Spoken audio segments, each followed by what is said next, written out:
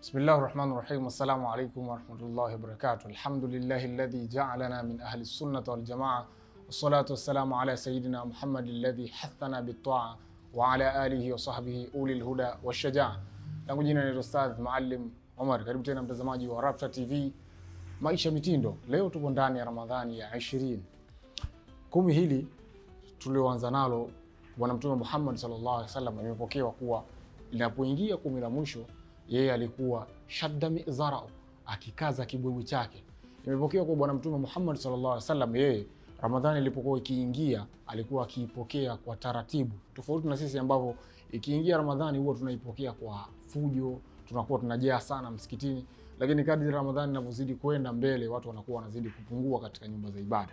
Lakini Bwana Mtume yeye hakuwa hivyo. Yeye Ramadhani ilipokuwa ikiingia alikuwa akiipokea kwa taratibu, lakini kadri siku zilivyokuwa zikizidi kwenda yeye ndo alikuwa akizidisha na kukithirisha ibada. Kama ilikuwa ni kusimama usiku, basi alikuwa akisimama sana Bwana Mtume.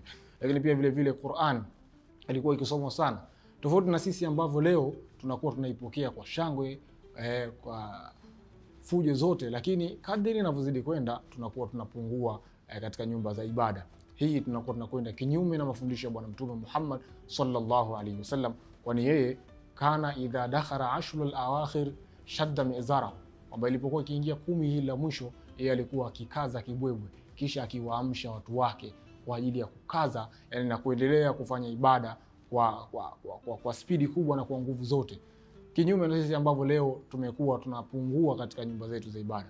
Kwa hivyo tutambue kuwa tunakwenda kinyume na Bwana Mtume Muhammad sallallahu alaihi wasallam.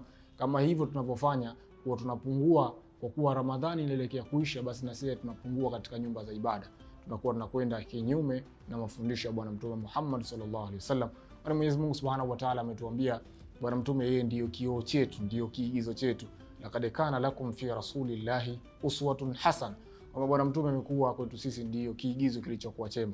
Ikiwa Bwana Mtume Muhammad sallallahu alaihi wasallam yeye ndiyo kiigizo chetu chema, sasa kwa nini tunakwenda naye kinyume, kwamba Ramadhani inapoingia tunaipokea kwa spidi, kisha Ramadhani inapoelekea kuisha huku tunakuwa tunapungua katika nyumba za ibada, tunakuwa wachache kabisa, hata zile ibada zetu zinakuwa ni za kuibia. Kwa hivyo tuende na mafundisho ya Bwana Mtume ikiwa yeye ndiyo kiigizo chetu. Mwenyezi Mungu Subhanahu wa Ta'ala atujalie tu ni miongoni mwa waja wake wenye kusikiliza maneno na kuyafuata yaliyokuwa mazuri. Wassalamu alaikum wa rahmatullahi wa barakatuh.